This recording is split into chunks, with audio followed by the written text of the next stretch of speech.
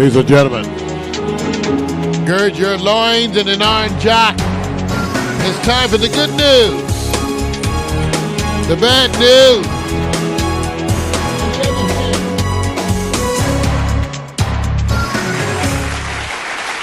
Good news, bad news, and the other shit, not necessarily in that order, but you know, I thought I would try to at least stick to the vibe this week. So let me tell you about this. I did sort of find some good news and bad news. So first of all, let me give you the good news.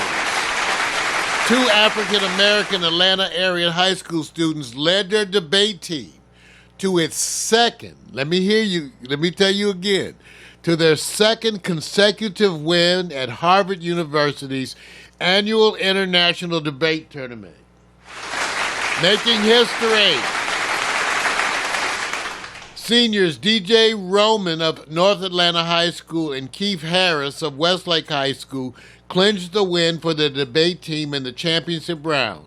The pair, who had no prior debate experience, bested scholars from 15 different countries in the tournament. The 2 young men and their teammates spent 10 months prepping for this debate tournament.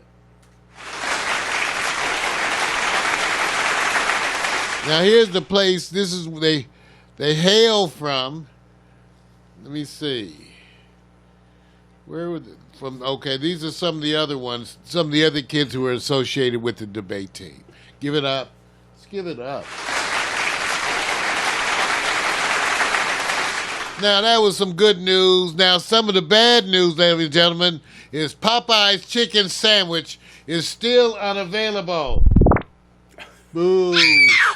That's right. Listed as sold out on the websites, the Popeye's chicken sandwich, which has been out for how long, attracting attention, is still unavailable. Ladies and gentlemen, boo-hoo. I can tell you, however, that Kentucky Fried Chicken's chicken and donut sandwich is available for those of you wishing for an early death. Thank you. Give it up for KFC, chicken and donuts. Mac, you got to get down there. I hope they have that. Oh, so you telling Mac to go get a heart attack, right? No, but he's healthy. He can have a little dabbling. Get a little dabbling, all right. Yeah, you know, at my age, you can have unsafe sex. I'll let you and Mac discuss that one, man. Okay. What can I say? That's between you and me. All right. Also, in the good news, Baltimore's top prosecutor has begun asking judges to throw out nearly 800 convictions. Nearly 800 convictions that she said were tainted by officers linked to a corruption scandal. Wow. Wow. That's right. 8 members of the Gun Trace Task Force were convicted of racketeering crimes and sentenced to prison. Many of the other 17 officers cited by Mosby's office were named in testimony during the federal trial. Wow. So let's give it up. Oh, man. Get them out of here. Wow. In another piece of news, this falls under the category of the other shit. Miley Cyrus, you know, has been in the news because she's been hotter than a baked potato. And let me just say this. But I have to really, Miley made me think because I, too, was guilty. You know, Miley's point was right. Miley's been leading the fast lane ever since she left her husband, Liam Hemsworth, and then was with the other girl, and then with the new girl. No shit. So she's been rolling. And here, take a look at this pic. She's look kind of good to me. Those abs. This is I concerning. might give her a kiss. This is concerning. Anyway, she made the point that she was being slut-shamed. And I actually thought to myself, I said, Mario, you guilty too. Because I was thinking, now, Miley, you may not be a hoe, but you acted a little hoe-ish. I'm not saying you a hoe. I'm saying you acted a little hoe-ish. You're not sprinkling a little hateration, are you? Man? No, because I like her. Then I realized when I read her statement, she was right. I was wrong. Mario, take it back. There you go, man.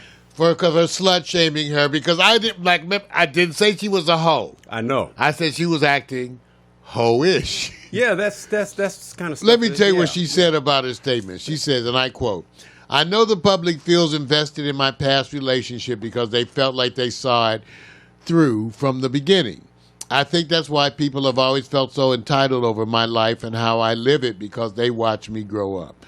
But I am grown now and make choices as an adult, knowing the truth, details, and reality. People only know what they see on the internet." And then she made this point, and I totally agree with her. Men, especially successful ones, are rarely slut-shamed. They move on from one beautiful young woman to the next most times without consequence. They are usually referred to as legends, heartthrobs, G, ladies' man, etc., where women are called sluts, whores. I am just trying to just thrive, survive in a man's world. If we can't beat them, join them. Just give it up. No, excuse me. Miley, I'm with her, and I'm sorry for saying that. You're right. Because I know in the past, I've had some behavior. Now, I'm not saying that I was a hoe. But you were acting a little hoish. Hoish. I was acting a little hoish. Is that a compliment? And let me just say this from the one who talks all that shit over there. Victor Allen was not like leading no nun's life up in this bitch either. So I'm just saying that. No, so we're going to talk about, in fact, there's a bunch of our team, our crew. None of y'all mofos better say a damn thing. Be on the boat. Because y'all was hoes. Guy can't swim. All my friends was and hoes. then he pulls us down. Everyone was a hoe. He said, we all on the boat They together. were hoes. Y'all know how to swim? No. Well, damn. Well, if you don't know how to swim, you drowning with me. Hoes. I got more. Hoes and bros. I really need to announce something that really is in the lane of our listeners. Okay. Princess Madeline and Prince Carl Philip's kids were just stripped of their royal titles by the king. Can we all relate? Have you had your title stripped? Yes. Okay. See, that's something more in the lane. When I was that voting, is an urban narrative. Titles. And I worked hard for my title. When they named me, I was king of the Gallon Club at the Sperm Bank. See. And I really took that personally. They had me with all the little kitties and stuff. So that was a wonderful topic, King of the Sperm Bank. And I went to all the magazines, and so that was very important to me. Let me say this. Very important, Vic. I was there every week. I'm just every week, this. Dedicated to that juice. I want to know. Getting that man juice to the world. What titles have my parents bestowed upon me that you can strip? Little wee-wee. You see what I'm saying? I think it's important what we are called in the kingdom. And I think you and I, need to really educate more of the community about royalty. We do, Vic. And I accept that challenge, Vic. We will take it to heart to educate our community, just as we educated them about the perils of venereal disease and erectile dysfunction. We'll make them aware of these things, too. It just keeps coming around to sex with you, right? It's a memory, Vic. It's just a memory. It's like 360 views, not in the room no more. Just a memory, Vic. Yeah. What happened to mere 360? shadow of my former self. I can't ever. Yes. I think it's broke. All right, you guys, it's time now for the weekly disaster Trump update. Yay! That's right. Okay, let me tell you what's happening with Trump, because, first of all, I want you guys to realize it's 13 months until the election. Let me say that again.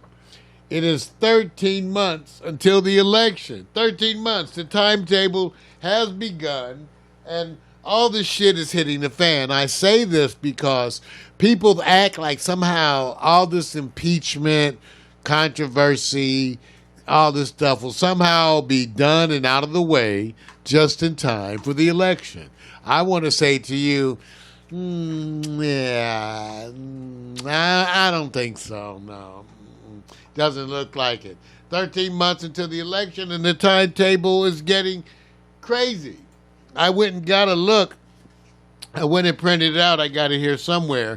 Yeah, here it is. The 2020 presidential election calendar. Okay? Now recognize it. Now we're in October of 2019. In November, they're supposed to have the 5th Democratic primary debate. In December, the 6th Democratic primary debate. And in January, there's 6 more debates. Leading to the New Hampshire primary in February. I believe it looks like the earliest one is Iowa, then New Hampshire, then Nevada, and South Carolina. In March, we have the Alabama, Alaskan, and Arkansas primaries, along with the American Samoa and California. So, and a bunch of people jump off in March. So you remember 13 months. 13 months. Now, I'm trying to find when is the date for the convention. Because we know both of the conventions are coming up. Okay, so the Republican National Convention is August of 2020, and the Democratic National Convention is July. So like I said, now why do I bring this point, this carefully researched point, is to make you aware once again that 13 months until the election and things are just heating up, okay? Things are just heating up. Just this morning, Trump called for Speaker of the House Nancy Pelosi to be, as he said, impeached. I don't know what he's talking about, but he's called for her, Nancy Pelosi, to be impeached because he's angry about, here it is, he says House Speaker Nancy Pelosi is guilty of treason, and she's the one who should be impeached, which gives you every bit of knowledge you need to know about how much he understands our legislative process. This idiot knows nothing, so he's constantly saying things to be done. But this is what's happening. The president is out there, and right now, adding to today, we have the whistleblowers that are coming out. Now there's 2 on his taxes, okay? Right. All right. And because of other developments, he's starting to fracture the base. What do I mean by that? As you can see, lately, the president seems to be making sure that he's not the only one to go down with this ship. If he goes down, I think this is all of part of his plan to make sure all of his people are vested. He recently attacked Rick Perry and Mitch Romney. And, of course, Vice President Pence has been drawn deeply into the Ukraine controversy. They stand to go down with him. So who's next? William Barr, Secretary of State Mike Pompeo, okay? Is it Defense Secretary? Excuse me, Defense Secretary. All of them going down with the president. All right. So the president today got bad news in that a judge has provided that his tax returns be released. Now, he was saved at the last minute by a stay so that they weren't released today. But they are to be released imminently. 8 years of tax returns. The president, who's been under supposedly, allegedly, perpetual audit, right, audited more than any black person, and they audited the hell out of us. But supposedly now the judge has opened up the door. He's lost, and we're going to be getting his tax returns. Okay? Now, additionally, Trump announced somewhat unilaterally that they were going to be, the U.S. was withdrawing troops from Syria. Well, withdrawing troops from the area that are in support of the Syrian actions, okay? As some of you may remember, the president announced that ISIS had been defeated. This has caused a great bit of backlash. Even people like Lindsey Graham are coming out saying, hey, wait a minute. We can't do this. We can't stop funding this. So let me see what Lindsey Graham said. Lindsey Graham called it a disaster. You mean Lindsey, who jumped ship back and forth from pre-election to election? Oh, you my dog. You ain't my dog. You my dog. You ain't my dog. Oh, okay. So should we comment on Lindsay, or should we just move on? Ho-ish. All right. No, he may not be a hoe, but he's acting. Oh, yes, that same Lindsay. That same Lindsay. Should I listen to any quotes? I don't think you should listen to Lindsay at all. I can't wait to see him removed from his elected office. So Lindsay is right there, too. But this is another area. Now, as the president gets deeper into the doo-doo, we can expect more and more people to jump ship. And if he gives them opportunities like this, right, he's inviting more and more people to jump ship. And they'll be emboldened by his current state of affairs. So again, really ill-advised. And just what's so amazing even about this is that the president's current impeachment strategy appears to be nothing. There appears to be no strategy, no war room. You know, typically when you're under some kind of a legal assault, you gather all your aides, your advisors, you get everybody, you circle the wagons and come up with plans of actions in order to deal with things. Well, Trump continuing in the same level of organization that he's demonstrated throughout his presidency has done absolutely nothing. And so that's why they don't know what to do. The White House doesn't know how to respond officially because they're waiting on a minute-to-minute basis on the president and very much aware that depending on what the president does, they may or may not have something to say. And look, if you guys need signs, fear and wonder. If you go down to San Diego Zoo, you actually take it. If you go to San Diego Zoo and you find yourself around a place where there's this conflation of alligators and crocodiles, the population has grown and San Diego Zoo is expanding. Those are temporary residents headed for another destination nearer to the border. Just letting you know, if you see more alligators and crocodiles at the San Diego Zoo, there's a relocation project underway. We'll find that out a little bit later, though. Well, and so it is. And former Secretary of State Colin Powell also has chimed in lately, describing the GOP as in a state of turmoil and saying that they need to, quote unquote, the GOP needs to, quote unquote, get a grip on itself and stand up to President Donald Trump rather than worrying about political ramifications. And I quote, "Right now, Republican leaders and members of the Congress, both Senate and the House, are holding back because they're terrified of what will happen to any one of them if they speak out. Will they lose a primary? All right. When they see things that are not right, they need to say something about it because our foreign policy is in shambles right now, in my humble judgment, and I see things happening that are hard to understand."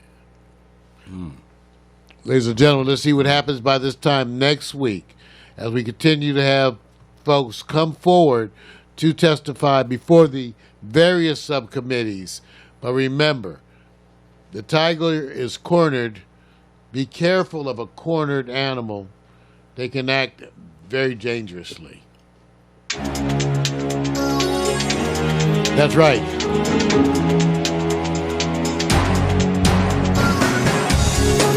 That's the good news.